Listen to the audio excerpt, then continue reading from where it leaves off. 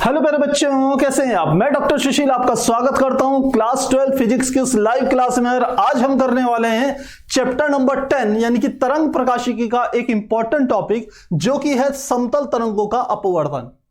हमने अपने पिछले चैप्टर यानी कि रे ऑप्टिक्स में यह पढ़ा था कि जब कोई प्रकाश चलता है तो उससे जो विभिन्न घटनाएं घटित होती है, उसमें दो घटनाओं का हमने वहां पर बात करी थी।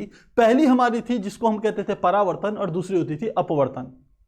इस चैप्टर के स्टार्टिंग में हमने समझा था कि प्रकाश की दो प्रकार की प्रवृत्तियों को समझा था। एक होता है उसका कणिका सिद्धांत, जिसमें न्यूटन ने और देकार्ते ने यह माना था कि प्रकाश छोटे छोटे कणों से मिलकर के बना होता है, और उसी को फॉलो किया जाता है कहां पर, रे ऑप्टिक्स में। ध्यान रखना, रे ऑप्टिक्स में यानी कि किरण प्रकाशिकी में हम यह मान करके चलते हैं कि प्रकाश छोटे छोटे कणों से मिलकर के बना है, और तब वहां पर हम क्या करते हैं, अपवर्तन और परावर्तन की व्याख्या करते हैं। लेकिन जब हाइगेंस ने प्रकाश को तरंग मान लिया तो उसके लिए एक और चैलेंज ये आया कि यदि प्रकाश क्या है, हम कह सकते हैं तरंग है, तो आखिर तरंग के द्वारा अपवर्तन और परावर्तन की घटनाओं को किस प्रकार से हम समझ सकते हैं, कैसे उसे आप सिद्ध करोगे। तो हाइगेंस ने प्रकाश को तरंग मान करके, क्योंकि यदि तरंग होगी तो यहां पर कण नहीं होंगे, एक तरंगाग्र आएगा। तो किस प्रकार से हाइगेंस ने तरंगाग्र का उपयोग करके अपवर्तन के नियम को स्पष्ट किया, वह हम समझेंगे आज की क्लास में।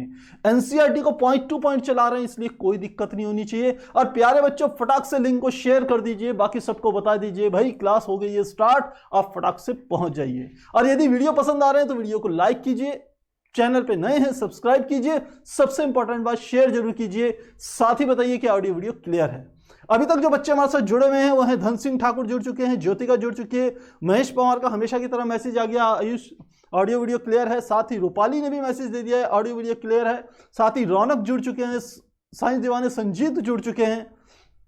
इसके अलावा साक्षी जुड़ चुकी है हमेशा की तरह। बारे वाह, साक्षी तो क्लास में जैसे अटेंडेंस होती है वैसे देती है। बहुत बढ़िया बेटा, बहुत बढ़िया। कुछ बच्चों के नाम तो बिल्कुल हमें याद रहते हैं बेटा, जो रेगुलर आते हैं उनके नाम याद हैं। तबस्सुम खान जुड़ चुकी हैं, साथ में दीपक कुमार जुड़ चुके हैं। तो सभी बच्चों का बहुत बहुत स्वागत है। प्यारे बच्चों, फटाक से लिंक को शेयर कीजिए। साथ ही हम देख रहे हैं अक्षय भी जुड़ चुके हैं। तो चलिए क्लास को स्टार्ट करते हैं और टॉपिक को करते हैं कंटिन्यू। तो सबसे पहले हमारे पास एनसीईआरटी का जो टॉपिक आता है वह टॉपिक आता है 10.3, और यह हमारा किसका है, हमने कहा एनसीईआरटी का 10.3, हाइगेंस सिद्धांत का उपयोग करते हुए समतल तरंगों का अपवर्तन तथा परावर्तन। हम दो चीजों को प्रूफ करने वाले हैं। किसका सिद्धांत उपयोग करेंगे, हाइगेंस का। अंतर समझ में आएगा काफी अच्छे तरीके से आपको। तो अभी पिछले चैप्टर में हमने क्या समझा था, हमने पिछले चैप्टर में समझा था कि जब कोई प्रकाश किसी पृष्ठ में से टकराता है, जैसे मैं यहां पर ले लेता हूं इस तरीके से, कोई प्रकाश किरण इस प्रकार से आई और यह किसी इस वाले पृष्ठ से, या इस पृष्ठ को एक दर्पण मान लीजिए, एक समतल दर्पण, तो आसान हो जाएगा आपके लिए। तो ये कोई प्रकाश किरण आई और इस प्रकार से टकराई और टकरा करके उसी माध्यम में, उसी दिशा में वापस की ओर लौट गई, ऐसे लौट गई। और इस घटना को हम कहते हैं प्रकाश का परावर्तन। क्या कहेंगे इसको, प्रकाश का परावर्तन। क्लियर होगी बात। अब सेकंड आता है प्रकाश का अपवर्तन। तो मुझे बताएंगे प्रकाश के अपवर्तन में क्या आवश्यक है, प्रकाश का अपवर्तन क्या होता है, चैट में बताएंगे फटाफट बच्चों। क्योंकि एक में हमने आपको बता दिया है कि प्रकाश किरण जिस माध्यम से आती है उसी माध्यम पर वापस लौट जाती है, तो हम कहते हैं यह प्रकाश के परावर्तन की घटना है। पर आपको बताना है कि अपवर्तन में क्या होता है, फटाफट चैट में बताएंगे प्यारे बच्चों, फटाफट देखते हैं बच्चे कितना समझते हैं, फटाफट।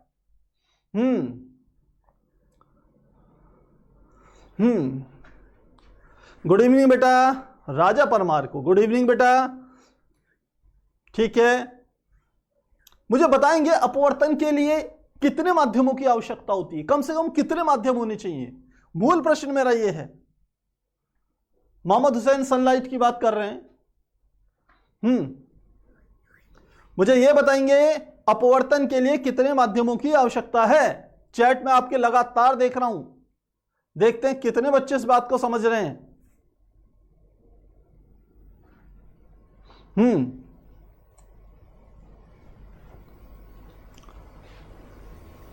बहुत बढ़िया, बहुत बढ़िया।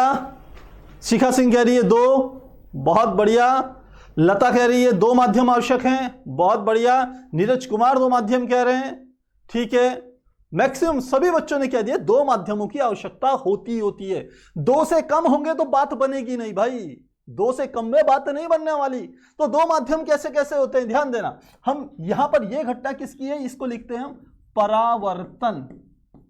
परावर्तन की घटना हो गई। अब अपवर्तन की घटना को समझते हैं। तो अपवर्तन की घटना के लिए हमने इस प्रकार से एक ये ब्लॉक ले लिया और ये मान लिया था ये क्या है, कांच, और यहां पर क्या ले ली, वायु। तो 2 माध्यम ले लिए। अब ये जो पृष्ठ है ये दोनों माध्यमों को, वायु और कांच को सेपरेट कर रहा है, अलग अलग कर रहा है। अब एक प्रकाश किरण लेते हैं, इस प्रकार से कोई प्रकाश किरण ऐसे आई। अब आई जब एक माध्यम से दूसरे माध्यम पर जाएगी, जब एक माध्यम से दूसरे माध्यम पे जाएगी तो वह अपने मार्ग से विचलित हो जाएगी, हमने ये बात जानते हैं। तो ये किस दिशा में मुड़ेगी, इसके लिए हम सबसे पहले क्या करते हैं, ये हमारा बिंदु आप जानते हैं आपतन बिंदु होता है, आपतन बिंदु पर हम क्या खींच देते हैं, एक अभिलंब खींचते हैं। अब मैं आपसे पूछना चाह रहा हूं कि प्रकाश किरण इधर से आई, पहला माध्यम क्या था, वायु, दूसरा माध्यम क्या था, कांच। तो वायु से कांच पे आ रही है, अभिलंब से दूर हटेगी या अभिलंब के पास आएगी। आपने 2 ही शब्द लिखने हैं, दूर या पास। यदि आपको लगता है ये अभिलंब इससे दूर हटेगी, यानी कि प्रकाश किरण ऐसे जाएगी, तो आपने लिखना है दूर। और आपको लगता है ये प्रकाश किरण ऐसे की बजाय अभिलंब की ओर झुक जाएगी, तो आपने लिखना है पास। बस 2 शब्दों से मुझे बताइए कि आपको अपवर्तन की कितनी बात समझ में आती है। जल्दी से बेटा। अरे वाह महेश पवार, बहुत बढ़िया बेटा, बहुत बढ़िया, क्या बात है। बहुत बढ़िया। लता बिल्कुल सही, पास आएगी, ठीक है, बहुत बढ़िया। बीके एक्सपेरिमेंट बिल्कुल सही है, पास आएगी। एक बच्चा हमारे साक्षी कह रही है शायद कि शायद दूर जाएगी, ठीक है, बाकी सब कह रहे हैं पास आएगी। जिसने कहा है पास आएगी वो बिल्कुल सही है। शिखा मुझे लगता है थोड़ी सी हल्की सी कंफ्यूज हो गई है, तो मेरे को लगता है बेटा समझ में आपको आ जाएगा कि जब कोई प्रकाश किरण विरल माध्यम से सघन में जाती है, ये क्या है, विरल, ये माध्यम क्या है, सघन। जब भी प्रकाश किरण कोई विरल से सघन में जाती है तो हमेशा अभिलंब की ओर झुकती है। तो क्या करेगी ये प्रकाश किरण ऐसे जाएगी। और यह हमारी जो घटना होती है कि प्रकाश का एक माध्यम से दूसरे माध्यम में प्रवेश करते समय अपने मार्ग से विचलित होने की जो घटना होती है, उसी को हम क्या नाम दे देते हैं, इसको नाम दे देते हैं अपवर्तन। अपवर्तन ये नाम देते हैं। तो क्या यहां तक क्लियर है, फटाफट मुझे बताएंगे दोनों बातें क्लियर है, क्योंकि इन दोनों को ही समझ के हम हाइगेंस ने किस प्रकार से अपवर्तन और परावर्तन को प्रूफ किया है हम उसको समझ सकते हैं। बिना इनको बेसिक चीजों को जाने नहीं समझ सकते। क्या ये क्लियर हो गया है? राहुल कुमार अभी भी कह रहे हैं अभिलंब से दूर। नहीं मेरा बेटा, सुधार कीजिए। विरल से सघन में जाएगी तो अभिलंब की ओर जाएगी, अभिलंब से दूर नहीं जाएगी, ध्यान रखना, ठीक है, क्लियर हो गया। अब मैं आपको एक बात और बताता हूं, जब भी अपवर्तन की घटना घटित होती है तो ध्यान रखना, जब प्रकाश किसी एक माध्यम से दूसरे माध्यम पर प्रवेश करता है तो 100% उसका अपवर्तन नहीं होता। प्रकाश का कुछ हिस्सा परावर्तित हो जाएगा, लेकिन अधिकतर हिस्सा अपवर्तित होगा यदि दूसरा माध्यम क्या है, हम कह सकते हैं पारदर्शी है। तो मेरी बात को समझ गए होंगे कि जब कोई प्रकाश किरण एक पारदर्शी माध्यम से दूसरे पारदर्शी माध्यम पे प्रवेश करती है तो वो 100% उसका अपवर्तन नहीं होता, कुछ हिस्सा उसका परावर्तित हो जाता है, कुछ हिस्सा उसका अपवर्तित हो जाता है। और इसी को हम समझ सकते हैं एक सिंगल डायग्राम से, इस तरीके से हम इसको समझ सकते हैं। आप देखेंगे यह प्रकाश किरण आई और यह बिंदु हमारा क्या होगा, यह वाला जो बिंदु होगा यह होगा आपतन बिंदु। आपतन बिंदु से प्रकाश इस दिशा में जो चले गया, जो इस दिशा में जाएगा, चलिए देखें, इस दिशा में गया और इस दिशा में गया, तो जो इस दिशा में गया ये क्या हो गया, इसे कहेंगे परावर्तित प्रकाश। परावर्तित प्रकाश था। और इस दिशा में जो है ये क्या था, अपवर्तित। अपवर्तित। तो एक ही डायग्राम से हमें परावर्तन और अपवर्तन की बात समझ में आ गई। प्रकाश किरण आई, पृष्ठ से टकराई, उसी दिशा में वापस मुड़ गई, उसी माध्यम पे वापस चली गई तो परावर्तन की घटना, परावर्तित किरण, और दूसरे माध्यम पे प्रवेश कर गई तो क्या होगी? अपवर्तित किरण। तो मुझे लगता है ये बिल्कुल क्लियर हो जानी चाहिए, क्लियर होने चाहिए बिल्कुल अच्छे से। एक बच्चा कह रहा है, प्रियांश सेन कह रहे हैं सर न्यूमेरिकल और डेरिवेशन का डर कैसे भगाएं? अरे मेरे बच्चों, मैं आपको यहां पर एनसीईआरटी बहुत अच्छे तरीके से करा रहा हूं। डेरिवेशन तो आज का भी जो डेरिवेशन होगा बिल्कुल मक्खन की तरह आएगा। बेसिक चीजें आपको आनी चाहिए, ये बेसिक चीजें समझा रहा हूं आपको। जब आपको बेसिक चीजें आएंगी तो डेरिवेशन कभी कठिन लगेंगे ही नहीं, और जब थ्योरी के साथ डेरिवेशन आपके क्लियर होंगे तो न्यूमेरिकल थोड़ा सा अभ्यास करोगे तो आसानी से समझ में आते रहेंगे। मैं ये नहीं कह रहा कि थ्योरी या डेरिवेशन करो बिल्कुल न्यूमेरिकल धड़ाधड़ निपटाओगे, नहीं, आपको धीरे धीरे अभ्यास तो उनको करना ही पड़ेगा, लेकिन होंगे आसानी से। तो चलिए चलते हैं आगे। अब अपने सबसे पहले टॉपिक पे चलते हैं, जिसमें है समतल तरंगों का अपवर्तन। तो चलिए, समतल तरंगों के अपवर्तन की बात को शुरू करने के लिए पहले हमें एक बात समझनी पड़ेगी कि आखिर हमें तरंगाग्र के द्वारा प्रकाश को तरंग मान करके क्या करना है? अपवर्तन की घटना को प्रूफ करना है। किसने करी थी? हाइगेंस ने करी थी। लेकिन अपवर्तन को प्रूफ करने के लिए अपवर्तन के कुछ नियम हैं, हमें उन नियमों को समझना पड़ेगा। तो चलिए सबसे पहले हम अपवर्तन के नियम को समझते हैं। क्या है अपवर्तन के नियम?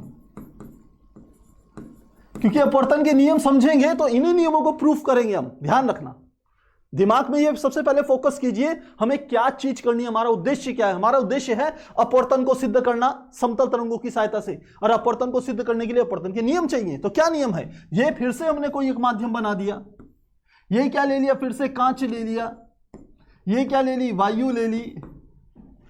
अब प्रकाश किरण फिर से भेज दी, ये प्रकाश किरण भेजी। अब ये यहां पर अभिलंब बना लेते हैं। चलिए, हमने क्या करा? एक अभिलंब की रचना कर ली।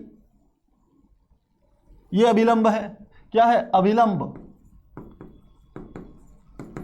तो ये क्या है? अभिलंब। तो आपतित किरण और अभिलंब के बीच के कोण को आपतन कोण कहेंगे, इस वाली किरण को आपतित किरण कहेंगे। सब चीजें पहले बता चुका हूं, बस थोड़ा तेजी से समझाऊंगा यहां पर आपको।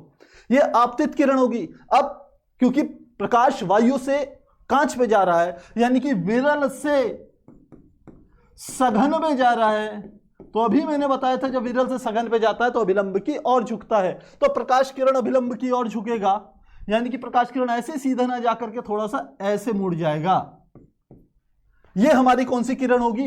अपवर्तित किरण। अपवर्तित किरण, अपवर्तित किरण, यह है अपवर्तित किरण। क्लियर होगी बात? तो अभिलंब और अपवर्तित किरण के बीच का जो कोण होता है यह हमारा क्या होता है? अपवर्तन कोण। अब यहां पर नियम कौन कौन से चलते हैं? पहली चीज, पहला नियम जिसे हम कहते हैं स्नेल का नियम। स्नेल का नियम, तो मुझे फटाफट बताएंगे ये स्नेल का नियम क्या होता है, चैट में लिख करके बताएंगे। बहुत आसान है, आपने कई बार पढ़े, मैंने पिछले चैप्टर में अच्छे से समझाए थे। आप लिखिए, तब तक मैं इसका दूसरा नियम लिखता हूं। दूसरा नियम क्या होता है? दूसरा नियम होता है जो होता है आपतित किरण, आपतित किरण, अपवर्तित किरण, अपवर्तित किरण तथा आपतन बिंदु पर अभिलंब। आपतन बिंदु पर अभिलंब तीनों एक ही तल पर होते हैं, एक ही तल पर होते हैं, तल पर होते हैं। यह अपवर्तन का दूसरा नियम है, या आप कह सकते हो पहला दूसरा आगे पीछे करके कह लीजिए, कोई फर्क नहीं, पर दो नियम यही है। मुझे फटाक से ये बताएंगे। बहुत बढ़िया इसके टॉक, बहुत बढ़िया। Sine I upon sine R बराबर एन बताया इन्होंने, बहुत बढ़िया। ठीक है, ठीक है। और भी बच्चे, महेश पवार बिल्कुल सही, sine I upon sine R बराबर एन। ठीक है, बिल्कुल सही है। संदीप भी बिल्कुल सही कह रहे हैं, sine I upon sine R बराबर एन के। ठीक है। शगुन वर्मा को कुछ परेशानी है सर, कल इनके साथ फिजिक्स का एग्जाम है, नर्वस हो रही है। मेरे बच्चा फिजिक्स एक ऐसा सब्जेक्ट है, एक ऐसा लॉजिकल सब्जेक्ट है, यदि आपने उसे पहले पढ़ा हुआ है तो समझ लिए कभी कोई टेंशन नहीं है। अगर आपने उसे समझा है तो फिर डर की कोई बात नहीं है, केवल हल्के से रिवाइज कीजिए, समझिए, अपने सिद्धांतों को दोबारा से रिवाइज कीजिए। लेकिन अगर किसी कारण से आपने इससे पहले उसको अच्छे से तैयार नहीं किया तो बेटा तब तो टेंशन लेने की बिल्कुल भी जरूरत नहीं है, क्योंकि एक रात में फिजिक्स वैसे भी आपकी तैयार नहीं हो पाई। तो मुझे उम्मीद है आपने अच्छे से तैयार करी होगी, अपने अपने कॉन्फिडेंस रखिए, आसानी से आप फिजिक्स के पेपर में जितना पढ़ा होगा उसको आसानी से आप कर पाएंगे। और एग्जामिनर जबरदस्त होते हैं, इसमें राइटिंग की भी कोई दिक्कत नहीं होती, बस आपके कॉन्सेप्ट क्लियर होने चाहिए, वही आपका एग्जामिनर चेक करेगा। तो चलिए, मुझे लगता है ये तो बात समझ में आ गई होगी। तो सब बच्चों ने लिख लिया sine I upon sine R बराबर किसके होता है, एन के होता है। तो मैं यहां लिखता हूं इस नियम को, लिखा मैंने, ये होता है साइन आई बटे साइन आर। अब आई और आर क्या है, आई क्या है आपतन कोण, आर क्या है अपवर्तन कोण, और इन दोनों का अनुपात क्या होता है, एक कांस्टेंट के बराबर होता है, जिसे हम कहते हैं दूसरे माध्यम का पहले माध्यम के सापेक्ष अपवर्तनांक। बहुत सी जगह इसको 1 and 2 से भी रिप्रेजेंट करते हैं, और यहीं पर बता दूं आपको, इसी को हम लिख सकते हैं n2 upon n1, n2 upon n1। अब मुझे एक बात और समझानी है आपने, देखते हैं कितने बच्चे इस बात को जानते हैं। चलिए मेरी बात को समझना, यह किसी माध्यम का अपवर्तनांक, किसी माध्यम का अपवर्तनांक, अपवर्तनांक जिसको हम n से रिप्रेजेंट कर रहे हैं, मान लेते हैं वो कोई माध्यम है जिसको कि हम 1 से रिप्रेजेंट कर रहे हैं। ध्यान दीजिए, यह n किन दो वेगों के अनुपात के बराबर होता है। फिर से बता रहा हूं, किसी माध्यम का अपवर्तनांक किन प्रकाश के किन दो वेगों के अनुपात के बराबर होता है। तो यहां पर ऊपर भी एक वेग आएगा, नीचे भी एक वेग आएगा, आपने उन दोनों वेगों के नाम मुझे बताने कि क्या होगा।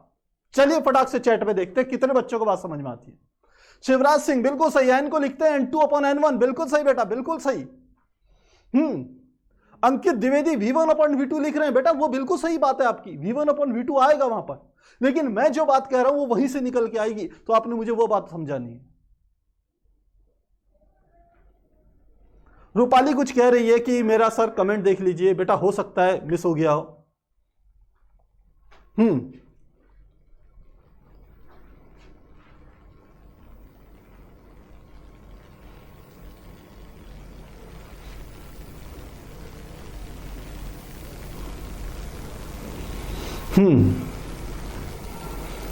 फटाफट फटाफट। ठीक है ठीक है, नहीं अभी बात नहीं आई, अभी किसी का भी मुझे आंसर नहीं मिला है बेटा, किसी का भी आंसर नहीं मिला है कि किसी माध्यम का अपवर्तनांक किन दोनों प्रकाश के किन दो वेगों के अनुपात के बराबर होता है। यह बिल्कुल मूल बात है, मूल बात है बिल्कुल। आप अभी तक मुझे जो आंसर दे रहे हैं, मैं आपको देख रहा हूं, वो आंसर केवल आप मुझे बता रहे हैं कि सर जो n होता है, जिसको हम 1 and 2 भी लिख सकते हैं इस n को, ये होता है दूसरे माध्यम के सापेक्ष पहले माध्यम का अपवर्तनांक, इसको n2 upon n1 लिखते हैं। ये बात तो मैं कह रहा हूं सही है, ये तो मैंने लिख दी, पर ये किसके बराबर होता है। अब मेरी बात समझना, किसी भी माध्यम का जो अपवर्तनांक होता है वो निर्वात में प्रकाश की चाल यानी कि c बटे उस माध्यम में प्रकाश की चाल, उस माध्यम को मैंने 1 से रिप्रेजेंट कर रहा है, उस माध्यम में प्रकाश की चाल यानी कि v1 के अनुपात के बराबर होता है। क्या कहा मैंने, माध्यम में निर्वात में प्रकाश की चाल, क्या लिखेंगे इसे, इसे लिखेंगे निर्वात में प्रकाश की चाल, निर्वात में प्रकाश की चाल बटे माध्यम में प्रकाश की चाल, माध्यम में प्रकाश की चाल इन दोनों के अनुपात के बराबर होता है।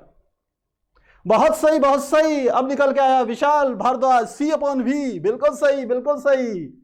एसके टॉक याद आ गया, C upon V। Sanjeev Yadav C upon V, बिल्कुल सही, यही तो कह रहा हूं, C upon V, जहां V उस माध्यम में प्रकाश की चाल है और C निर्वात में प्रकाश की चाल है। क्लियर होगी बात। यानी कि आप यदि S की जगह ऐसे लिखते तो इसको C upon V भी लिख सकते थे, इसको क्या कर सकते थे हम, C upon V भी लिख सकते थे, ऐसे लिख सकते थे। यह बात आपको पता होनी चाहिए। तो चलिए अब यहां तक बात समझ में आ गई। आप चाहें इसका स्क्रीनशॉट ले सकते हैं, क्योंकि यह आपको पीडीएफ में नहीं मिलेगा। 1 2 3 4। चलिए अब चलते हैं आगे। तो N2/N1 हमने लिख लिया था। अभी मैंने बताया चूंकि n बराबर होता है, यहां पे लिख लेता हूं, चूंकि n बराबर होता है C/V के, तो इसका यदि यहां पर फार्मूला लगाएं तो C/V2 बटे C/V1 और पलट के हो जाएगा V1 बटे V2 के। और यह हमारा हो गया स्नेल का नियम। बताइए यहां तक बात समझ में आई? क्या यहां तक बात समझ में आई सबको? यदि बात समझ में आई तो बेटा फटाक से चैनल को, इस वीडियो को लाइक कीजिए, क्योंकि बच्चे ज्यादा हैं, लाइक कम हैं। मजा आना चाहिए यार, हमको भी मजा आना चाहिए। आपको पढ़ने में मजा आता है तो हमें पढ़ाने में मजा आना चाहिए, लेकिन हमें लगना चाहिए हाँ हमारे बच्चों को पसंद आ रहा है। तो बेटा फटाक से लाइक कीजिए, चैनल पर नए हैं सब्सक्राइब कीजिए, इंपॉर्टेंट बात यार शेयर जरूर करा करो। यार कंजूसी क्यों करते हो? हम अपने तरफ से पढ़ाने में कोई कंजूसी नहीं कर रहे, आप क्यों करते हो? तो चलिए, मुझे लगता है क्लियर हो गया होगा सब बच्चों का। ठीक है, मैसेज आ गए आप लोगों के, परफेक्ट है, बहुत बढ़िया बहुत बढ़िया। तो चलिए, ये अपवर्तन हो गया। इन दो बातों को हमें प्रूफ करना है, किसमें, किसके लिए? जब हम हाइगेंस के तरंग सिद्धांत को लेकर के अपवर्तन की घटना की स्टडी करेंगे। तो चलिए स्टार्ट करते हैं। अब सबसे पहले हमने क्या करना है, आपको पता होना चाहिए, अभी तक हम किरण प्रकाशिकी के अनुसार अपवर्तन के नियम को समझ रहे थे, जिसमें एक सिंगल किरण आती है, एक सिंगल किरण आती है। लेकिन जब हाइगेंस की बात करते हैं तो हाइगेंस वहां पर एक सिंगल किरण की बात न करके वो करता है तरंगाग्र की बात, वेव फ्रंट की बात। तो वेव फ्रंट को लेकर के अपवर्तन के नियम को सिद्ध करेंगे। तो बाकी सब चीज वैसी की वैसी ही रहेगी। हमने क्या करा, यहां पर ले लिया, चलिए इस तरीके से एक डायग्राम बनाते हैं। ये हमने एक पृष्ठ ले लिया, इससे नीचे की ओर पूरा का पूरा एक माध्यम ले लिया, और मान लेते हैं माध्यम, फिर से मैं एक कांच ले लेता हूं। माध्यम क्या ले लिया? कांच। ऊपर की ओर माध्यम क्या ले लिया? वायु। आप जानते हैं ये माध्यम क्या है? विरल। ये माध्यम क्या है? सघन। हो गया। अब इधर की ओर से अब की बार सिंगल प्रकाश किरण नहीं आएगी, क्या आएगा? हम कह सकते हैं तरंगाग्र आएगा। तरंगाग्र का मतलब कैसा? बिल्कुल तरंगाग्र इस तरीके से आएगा। मैं एक ऐसा तरंगाग्र बना रहा हूं, यहां पर एक ऐसा तरंगाग्र मैंने बनाया, यानी कि एक तरंगाग्र इस तरीके से आता है। तरंगाग्र मैंने बताया था प्रकाश स्रोत से कुछ दूरी पर स्थित वे सभी बिंदु जिन पर स्थित सभी कण कंपन की समान कलाओं में हो, उनको मिलाते हुए खींचा गया एक बिंदु पथ ही तरंगाग्र कहलाता है। ये वो तरंगाग्र है जो किसी स्रोत से आ रहा है और इस पर स्थित जितने भी बिंदु हैं वो कंपन की समान कलाओं में हैं। तो ये जब तरंगाग्र आएगा तो ये आगे की ओर बढ़ेगा। ये इसी प्रकार से आगे बढ़ रहा है। और मान लेते हैं इसके दो हम छोर ले रहे हैं। एक छोर मैंने ये वाला ले लिया, चलिए यहां से ऐसे ही ले लेते हैं। एक छोर हमने ये वाला ले लिया और एक छोर हमने यहां से ये वाला ले लिया, ऐसा ले लिया। चलिए ये हो गया। अब मेरी बात को समझिएगा, ये तरंगाग्र ऐसे है, सीधे है, तो जब ये वाला बिंदु यहां टकराएगा तो ये तरंगाग्र ऐसा वाला तरंगाग्र है, तो यहां पर तरंगाग्र का पहला बिंदु यदि ये वाला बिंदु यहां पर पहुंच गया तो ये वाला बिंदु कहां होगा? यहां से बिल्कुल इसके समांतर एक रेखा मैंने ऐसे करके खींच दी, यही वाली रेखा ऐसे समांतर मैंने खींच दी, तो ये बिंदु यहां पर पहुंच गया। मान लेते हैं ये वाला जो बिंदु था इसको मैंने नाम दे दिया A' और इस बिंदु को नाम मैंने दे दिया B'।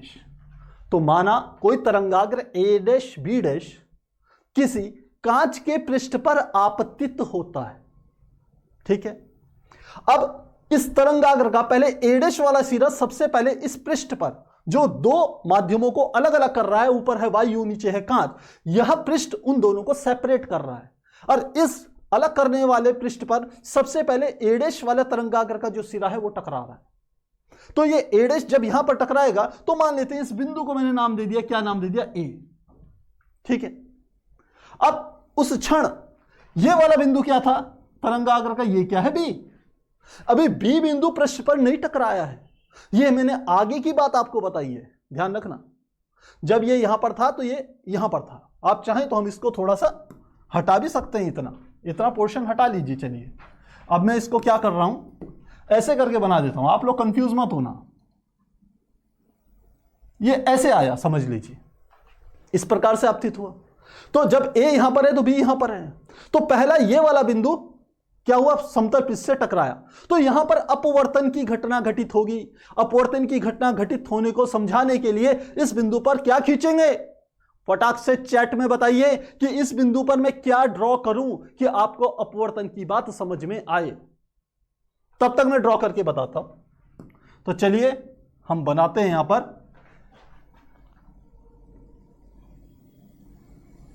इस तरीके से मैंने ड्रॉ किया। अब बताइए इसे क्या कहते हैं। बहुत बढ़िया, कुछ बच्चे बता रहे हैं, बहुत बढ़िया, इसे कहते हैं अभिलंब। तो ये मैंने अभिलंब को ड्रॉ कर लिया। आप जानते हैं अभिलंब और आपतित किरण के बीच का ये वाला जो कोण होगा, ये होगा आपतन कोण, आपतन कोण होगा। अब ये तरंगाग्र इस प्रकार से आया। मान लेते हैं पहले माध्यम में तरंग की चाल है v1, अलग अलग माध्यम है तो तरंग की चाल भी अलग अलग होगी। दूसरे माध्यम में तरंग की चाल कितनी है, v2। अब इन दो बातों को लिखना जरूरी है, तो लिखते हैं माना तरंगाग्र a' b' किसी a' b' इस पृष्ठ को कोई नाम दे देते हैं। मान लेते हैं ये बिंदु है x और ये वाला बिंदु क्या है, y। तो लिखते हैं किसी दो माध्यमों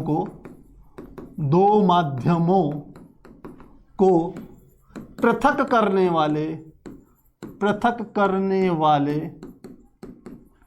पृष्ठ एक्स वाई पर आपतित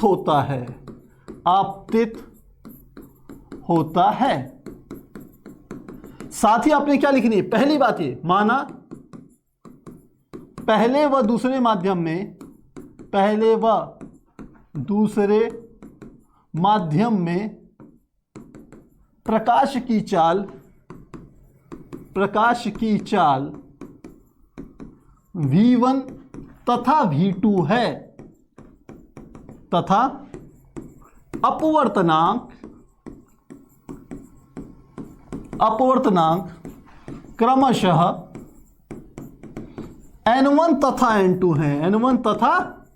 n2 है। तो हमने जितनी बातें यहां पर करी थी वो सारी के सारी लिख दी। तो ये हमारा हो गया अभिलंब, आपतित किरण और अभिलंब के बीच के कोण को हमने कह दिया आपतन कोण, यानी कि हो गया आई। अब समझिए कि ये बी बिंदु भी तो आगे बढ़ेगा ना भाई, बी बिंदु यहीं थोड़ी रुका रहेगा। तो मान लेते हैं बी बिंदु को यहां से पृष्ठ तक आने में जो समय लगा वो मान लेते हैं टी। एक एक बात समझना, मान लेते हैं बी को यहां पर कोई एक बिंदु ले लेते हैं सी। मान लेते हैं यहां पर हमने क्या बिंदु ले लिया, ये बी आगे की ओर बढ़ा और ये यहां पर टकराया और इस बिंदु को नाम क्या दे दिया मैंने, सी। तो लिखते हैं माना बी को सी तक पहुंचने में लगा समय कितना मान लिया, टी है। यानी कि बी को सी तक पहुंचने में कितना समय लग रहा है, टी समय में लग रहा है ना। तो पहली बात मेरी ध्यान रखना कि इस बी से लेके सी तक की दूरी कितनी होगी। तो लिखते हैं अतः बीसी, अतः क्या कहा हमने, बीसी दूरी बराबर कितनी होगी, फटाक से बताएंगे आपको। वो मैं हिंट में दे देता हूं, ये एक दूरी है, बी से सी तक पहुंचने में समय कितना लगा, टी। इस माध्यम में प्रकाश की चाल कितनी है, v1। तो आपको प्रकाश की चाल पता है v1, समय पता है कितना लगा, t लगा। अब आपको बीसी दूरी निकालनी है, किसके पदों में, वेग तथा समय के पदों में। तो फटाक से चैट में बताएंगे कि कितनी होगी। एक सिंपल सा सूत्र लगेगा, कौन सा, चाल बराबर दूरी बटे समय, और यहीं से निकलेगा दूरी बराबर चाल गुणा समय। अरे भाई अब तो मैंने बहुत सी चीजें यहां पर क्लियर कर दी। तो मुझे बताइए बीसी दूरी कितनी होगी। बहुत बढ़िया साहिल कुमार, बहुत बढ़िया बेटा, बहुत बढ़िया साहिल कुमार, बहुत बढ़िया। चलिए बाकी बच्चे भी बताएंगे मुझे कितनी होगी ये बीसी दूरी। तब तक मैं आगे की बात लिखता हूं। मैं कहता हूं इसी टी समय में लिखते हैं ए पर स्थित बिंदु दूसरे माध्यम में दूसरे माध्यम में चली गई दूरी, दूसरे माध्यम में मान लेते हैं, पहले कोई एक बिंदु ले लेते हैं, ये A' से A पर पहुंचा और ये क्या होगा, थोड़ी आगे बढ़ेगा तो माध्यम में ई बिंदु पर पहुंचता है, ई बिंदु पर पहुंचता है। चलिए इसको भी क्लेरिफाई करते हैं, फटाफट बताएंगे। BC बराबर V1T, महेश पवार बिल्कुल सही, SK टॉक बिल्कुल सही, बहुत बढ़िया बहुत बढ़िया, हर्ष शर्मा बिल्कुल सही, V1T आएगा, परफेक्ट है, परफेक्ट, बहुत सही जा रहे हो आप लोग। यानी कि ये जो डिस्टेंस है BC दूरी किसके बराबर होगा, V1 इंटू टी के बराबर होगा, और इसे मान लेंगे समीकरण नंबर 1। अब आपसे फिर से एक प्रश्न पूछ रहा हूं, बताइए ये प्रकाश किरण, ये A' जो प्रकाश किरण ये जा रही है, ये इस अभिलंब की तरफ मुड़ेगी या इससे दूर जाएगी, इसके पास या दूर, फटाक से चैट में लिखेंगे, पास जाएगी या दूर जाएगी, पास जाएगी या दूर जाएगी, फटाफट। फिर से यह प्रश्न आ रहा है, जिन बच्चों ने पहली बार में इसका सही आंसर नहीं दिया वो अब सही आंसर देंगे। इसको मैंने अभी स्टार्टिंग में आपको पूरी कथा समझाई थी, पूरी कहानी डिटेल में समझाई है। फटाफट बताएंगे बेटा, फटाफट।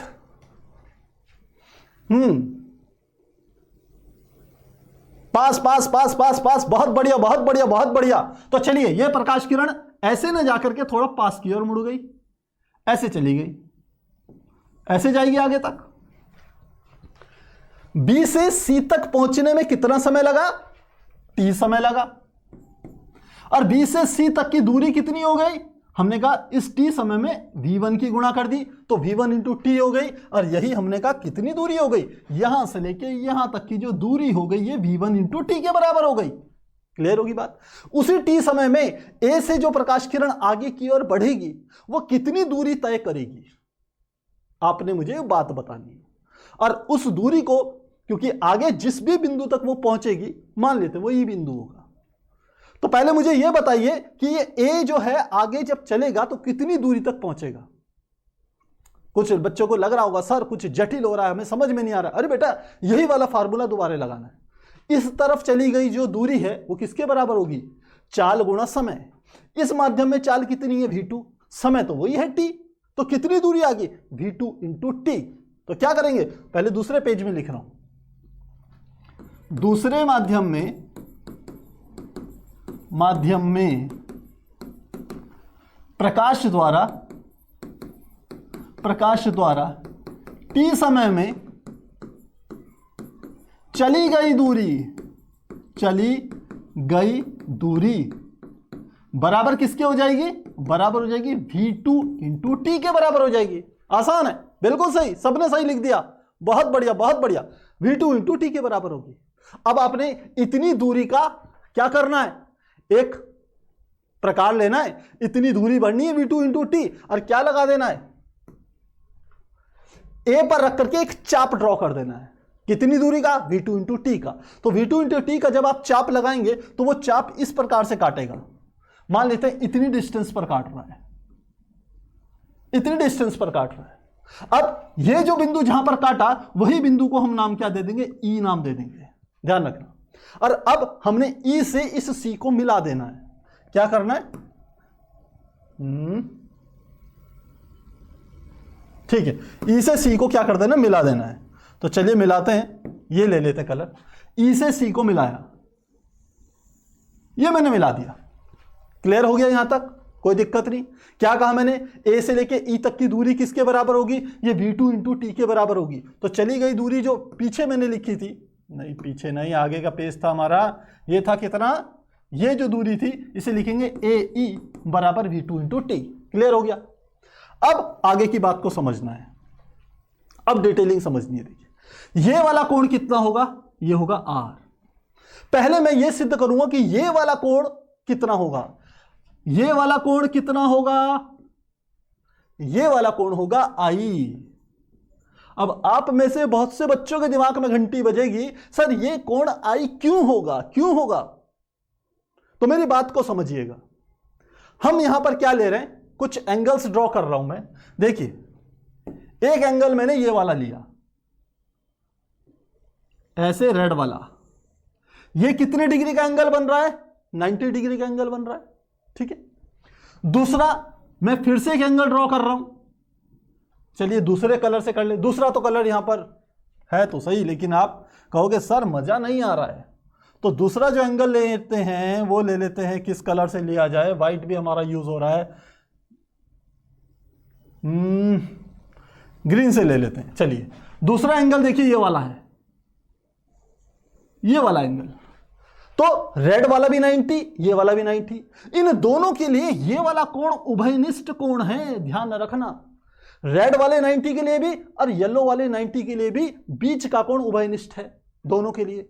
अब इसका और इसका योग भी 90 है और इसका योग भी 90 है, इसलिए ये वाला कोण इस वाले कोण के बराबर होगा।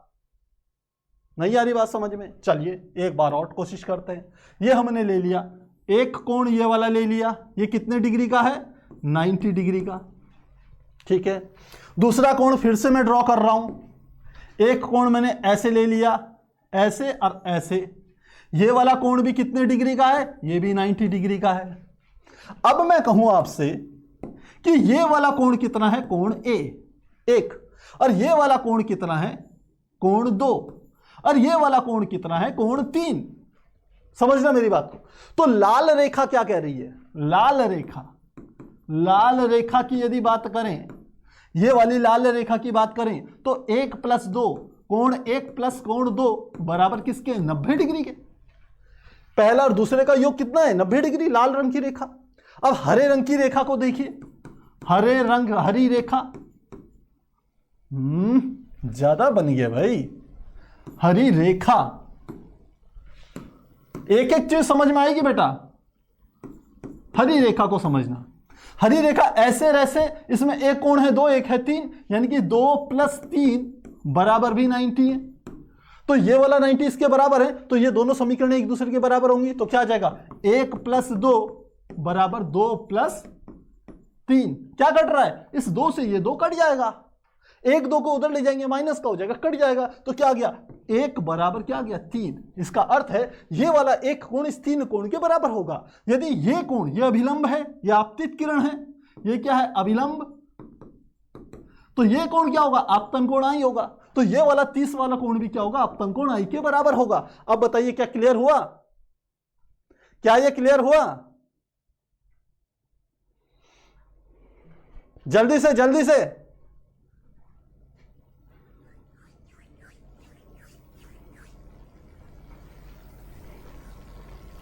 जल्दी से मुझे बताएंगे बेटा, ये क्लियर हुआ? क्लियर होना चाहिए। बहुत बढ़िया, बहुत बढ़िया। ठीक है, क्लियर हो गया है। तो चलिए अब चलते हैं आगे। तो ये वाला कोण आई है, ये वाला कोण भी क्या होगा? आई होगा। अब सेम काम हम यहां पर भी कर सकते हैं। यदि नीचे इसको आगे ड्रॉ करके आप अपवर्तन कोण R को बनाएंगे तो आपको पता चलेगा ठीक इसी विधि से ये वाला जो कोण हमारा निकल के आता है, ये होता है अपवर्तन कोण R। क्लियर हो गया बात? तो अब हमारे पास कितने ट्रायंगल आ गए? ABC और दूसरा ट्रायंगल आ गया AEC से। इन दोनों ट्रायंगल से हम sin I और sin R के मान निकालेंगे। पर इंपॉर्टेंट बात आपको ध्यान रखनी है, इन दोनों ही जगहों पर ये वाला एंगल कितने डिग्री का है? 90 डिग्री का। यहां पर 90 डिग्री है, 90 डिग्री है। और यहां पर ये वाला एंगल भी कितने का है? 90 डिग्री का है। समझ रहे होंगे? तो 90 के सामने की भुजा कर्ण, ये AC भुजा क्या है? कर्ण है, दोनों के लिए उभयनिष्ठ है। बाकी इसकी ये वाली भुजा क्या होगी? लंब। ये वाली भुजा क्या होगी? आधार। यहां यह लंब और ये वाला होगा आधार। तो sin I और sin R के मान निकालेंगे। सबसे पहले त्रिभुज ABC से, तो लिखते हैं त्रिभुज ABC से sin I बराबर BC बटे क्या आ जाएगा? नीचे आ जाएगा AC।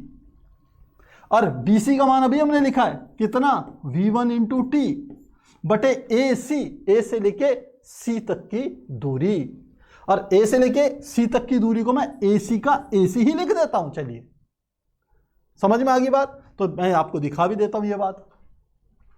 ये हो गया लंब और ये हो गया कर्ण। साइन थीटा बराबर लंब बटे कर्ण। तो BC बटे AC, BC को हमने कहा V1T के बराबर और AC को AC का AC ही लिख दिया।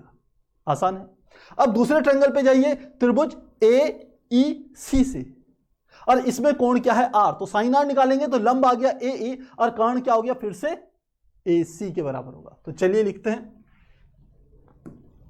त्रिभुज ए ई सी से साइन आर बराबर फिर से लंब बटे कर्ण, तो लंब क्या आ गया ए ई बटे कर्ण ए सी। ए ई का मान अभी मैंने बताया था किसके बराबर है V2 इंटू टी के बराबर, यहां लिखा है ए ई बराबर V2 इंटू टी बटे ए सी का मान हम लिख लेंगे ए सी। क्लियर होगी बात। अब हमने क्या करना है, हम स्नेल का नियम लगाते हैं, तो लिखते हैं स्नेल के नियम से, स्नेल के नियम से, स्नेल का नियम है साइन आई बटे साइन आर बराबर एक अपवर्तनांक होना चाहिए। तो मैं इस n को नहीं ले रहा हूं, केवल क्या कर रहा हूं sine I upon sine R निकाल रहा हूं। तो चलिए मैं स्नेल का नियम भी नहीं लिखता हूं, आपको लगेगा सर ये तो पहले ही आपने नियम ले लिया, तो मैं सीधे sine I upon sine R को ही प्रूफ कर रहा हूं। तो इसके लिए मैंने मान लिया, चलिए ये वाला मान लेते हैं, ये हमारी हो गई समीकरण नंबर 1 और ये होगी समीकरण नंबर 2। तो लिखते हैं समीकरण 1 में, समीकरण 1 2 तो हो ही गई थी, मुझे लगता है ये वाली दूसरी लेनी पड़ेगी और ये तीसरी लेनी पड़ेगी। तो समीकरण 2 में समीकरण 3 का भाग देने पर, तो भाग दे क्या हो जाएगा, ध्यान दीजिए, यह आ जाएगा साइन आई बटे साइन आर, ये तो बायां पक्ष हो गया, इसका बायां पक्ष साइन आई, इसका बायां पक्ष साइन आर, तो sine I upon sine R, दोनों के दाहिने पक्ष V1 टी बटे ए सी बराबर V1 टी बटे ए सी बटे साइन आर का मान, साइन आर का दायां पक्ष V2 टी बटे ए सी, क्या लिखेंगे V2 टी बटे ए सी। अब ए सी अंश के भी हर में है, हर के भी हर में है, तो ए सी से ए सी कट गया, तो क्या आ जाएगा, यह आ जाएगा साइन आई बटे साइन आर बराबर V1 टी बटे V2 टी। फिर से क्या कट रहा है, टी टी कट जाएगा, क्या हो रहा है टी से टी कट गया, तो क्या आ गया साइन आई बटे साइन आर बराबर आ गया V1 बटे V2, और इसी V1 बटे V2 को हम क्या लिखते हैं N2 बटे N1, और इसी को लिख सकते हैं हम N, यानी कि दूसरे माध्यम के सापेक्ष पहले माध्यम के सापेक्ष दूसरे माध्यम का अपवर्तनांक, यानी कि क्लियर हो गया साइन आई बटे साइन आर बराबर क्या होगा n के, और यही हमारा क्या है स्नेल का नियम है, यानी कि अपवर्तन का नियम है। यहां आकर के ये प्रूफ हो रहा है, तो क्या यहां तक ये क्लियर है, बिल्कुल सही, अपवर्तन के नियम से हमने स्नेल के नियम को सिद्ध कर दिया। क्या ये क्लियर हो गया है, क्या ये क्लियर हो गया है, फटाफट फटाफट, आसानी से बात समझ में आ गई। अब यहां से एक और इंपॉर्टेंट रिजल्ट निकालेंगे आपके लिए, इंपॉर्टेंट रिजल्ट जो कि हमने वहां पर नहीं निकाला था। कहां, जब किरण प्रकाशिकी लेते थे, जब हम प्रकाश किरण को कणों के रूप में मान करके चलते थे, तो वहां पर हमने एक इंपॉर्टेंट जो रिजल्ट है वो नहीं निकाल पाते थे, जो कि स्नेल के नियम यहां पर उपयोग करके हम निकाल सकते हैं। क्या वो नियम है, बात समझना मेरी।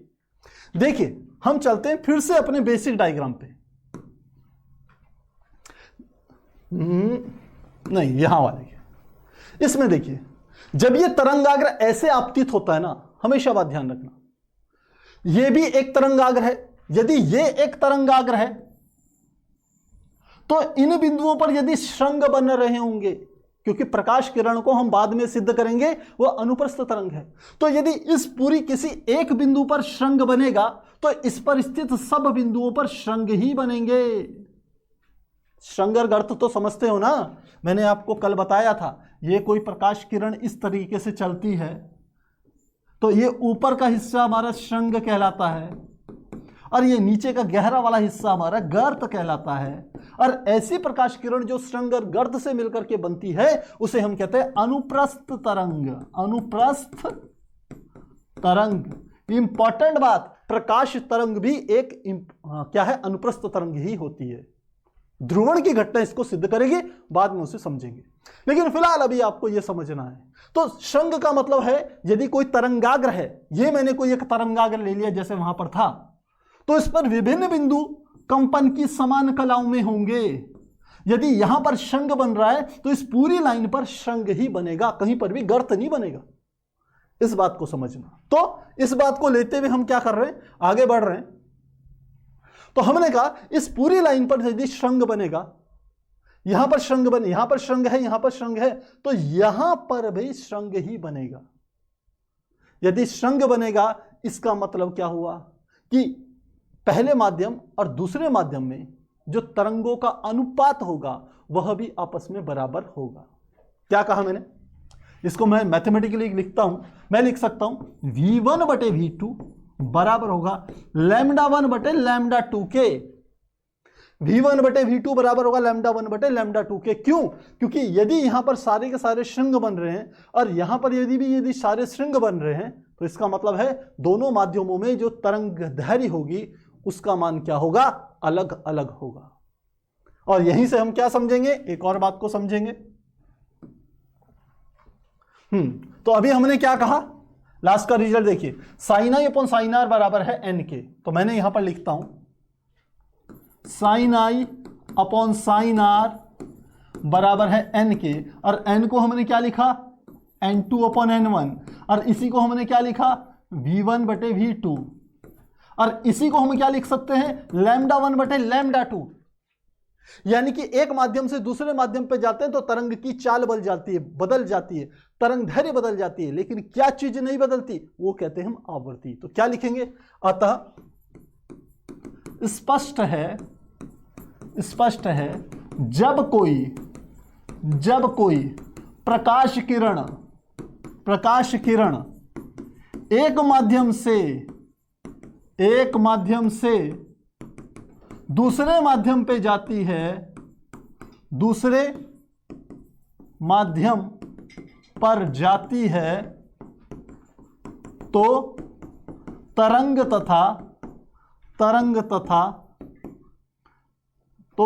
दैर्घ्य लिख लेते हैं, तरंग दैर्घ्य तथा वेग बदल जाते हैं,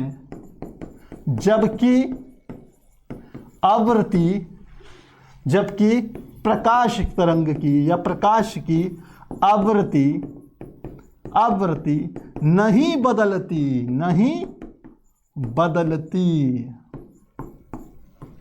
तो ये जो मैंने ये बात आपको लिखाई है ना, ये 1 नंबर के प्रश्न के लिए बहुत अधिक इंपॉर्टेंट है, ध्यान रखना।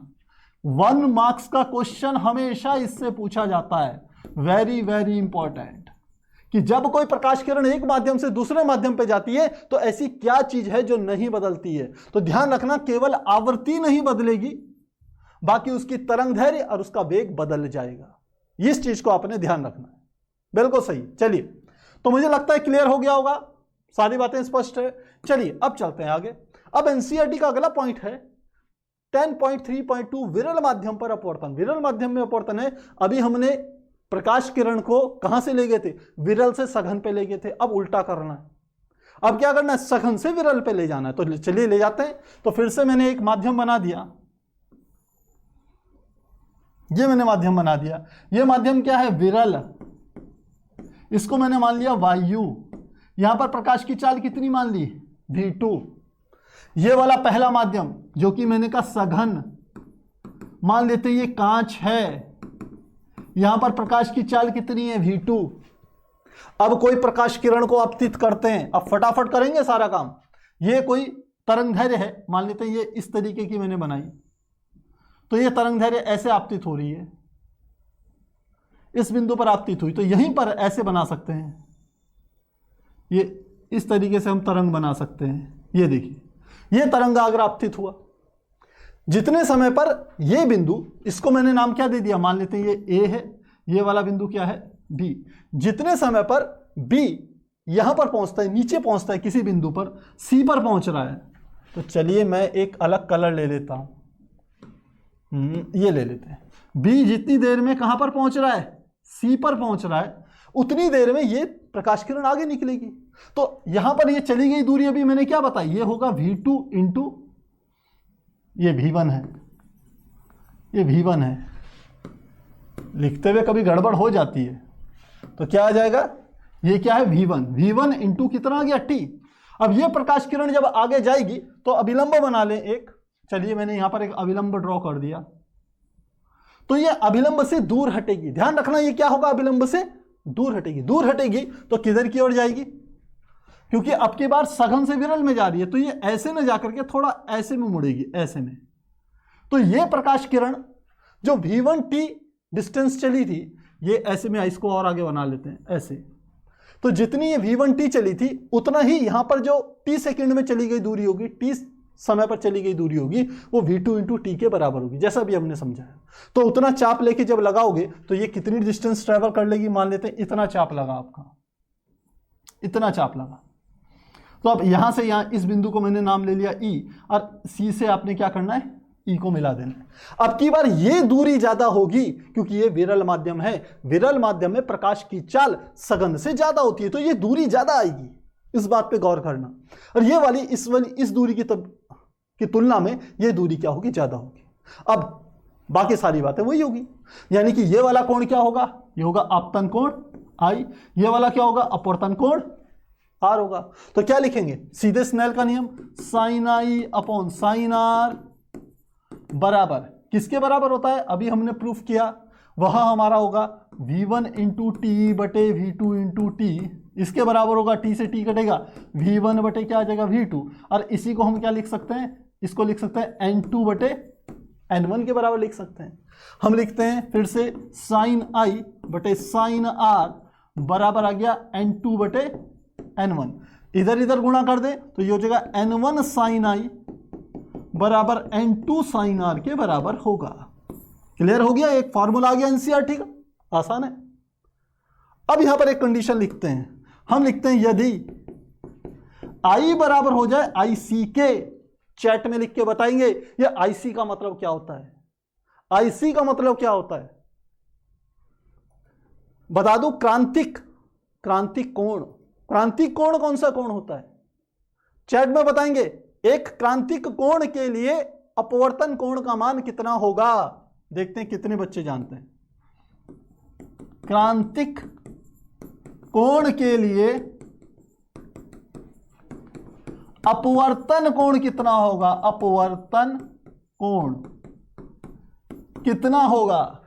यदि आपतन कोण I बराबर IC हो जाए तो अपवर्तन कोण R का मान किसके बराबर होगा, चैट में बताएंगे। अरे वाह क्या बात है संजीत, बहुत बढ़िया यार, क्या बात है बेटा, बहुत बढ़िया। यदि चीजें, पीछे की चीजें आपको याद है, आपको आगे बढ़ने से कोई नहीं रोक सकता। बहुत बढ़िया चल रहा है, बिल्कुल 90 डिग्री होगा। कई सारे बच्चों ने दिया है, विनोद वर्मा भी आंसर दे चुके हैं, हर्ष शर्मा आंसर दे चुके हैं। क्रांतिक कोण 90 होगा, बिल्कुल सही है। कितना होगा, 90 डिग्री होगा। बस इसी को अप्लाई करना है हमने, तो चलिए अप्लाई करते हैं।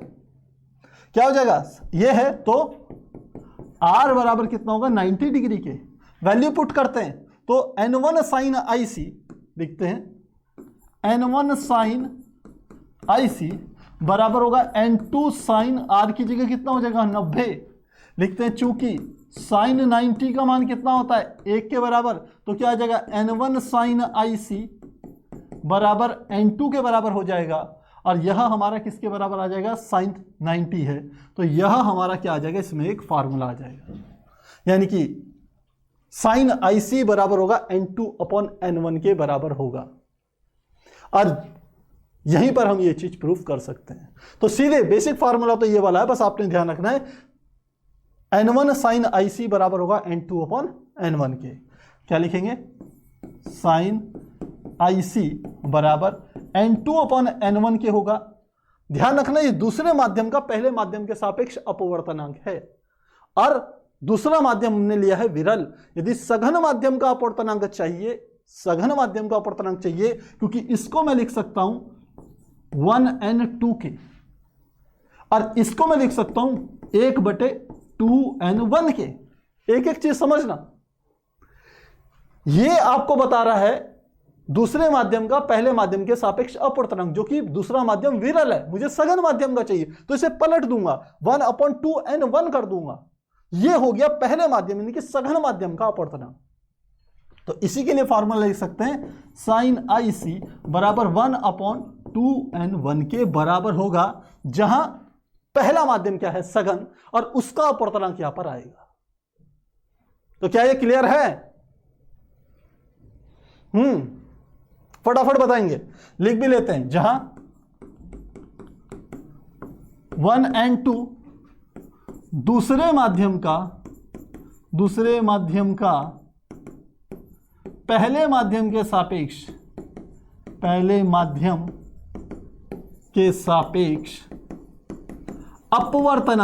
अपवर्तनांक है। और दूसरा हमने लिखा 2n1, ये लिखेंगे पहले माध्यम का दूसरे के सापेक्ष अपवर्तनांक। और आपको पता होना चाहिए यह घटना पूर्ण आंतरिक परावर्तन के लिए आवश्यक होती है। कौन सी? कि जो अपतन कोण होना चाहिए वो क्रांति कोण से ज्यादा होना चाहिए। क्या ये क्लियर हो गया? बिल्कुल सही है। तो लिख भी सकते हैं, यदि, यहां पे लिख लेते हैं, चलिए रिजल्ट में, यदि I का मान बड़ा हो जाए किससे? IC से, तब अपवर्तन नहीं होगा, अपवर्तन नहीं होगा, केवल परावर्तन होगा। इसे ही पूर्ण आंतरिक परावर्तन कहते हैं, पूर्ण आंतरिक परावर्तन कहते हैं। तो एनसीईआरटी का एक एक पॉइंट मैंने यहां पर क्लियर कर दिया आप लोगों के लिए। ठीक है, क्लियर हो गया? ठीक है, अरे वाह, बच्चे तेज है, उन्हें पता चल गया सर आज का टॉपिक आपने खत्म कर डाला, यानी कि अब आप लोगों की डिमांड है एमसीक्यू की। तो चलिए एमसीक्यू डालते हैं। एमसीक्यू देखें कम्युनिटी पोस्ट में जाकर के फटाक से एमसीक्यू सॉल्व करेंगे, आपके लिए वहां बना हुआ है, देख सकते हैं। तो चलिए प्यारे बच्चों, तो इस प्रकार से हम इस चीज को समझ सकते हैं। प्यारे बच्चों, अब हम समझेंगे, बल्कि अब तो आज तो टाइम ही खत्म हो गया है। तो यदि आपको इस पूरी क्लास के पीडीएफ नोट्स चाहिए तो प्यारे बच्चों हमारे टेलीग्राम ऐप जो होता है उसमें हमारा प्यारा सा चैनल साइंस दीवाने विद्याकुल को ज्वाइन कीजिए, और वहां पर इस क्लास के 15 मिनट बाद आपको क्या मिल जाएंगे? पीडीएफ नोट्स अवेलेबल हो जाएंगे। कहीं पे कोई दिक्कत आती है, हमारा कॉन्टेक्ट नंबर 8126526265, इस पर आप क्या कर सकते हैं? कॉल कर सकते हैं, कोई परेशानी नहीं हो। तो प्यारे बच्चों, मिलते हैं नेक्स्ट क्लास में, तब तक के लिए गुड बाय, टेक केयर, और सभी बच्चों का क्लास को ज्वाइन करने के लिए बहुत बहुत धन्यवाद।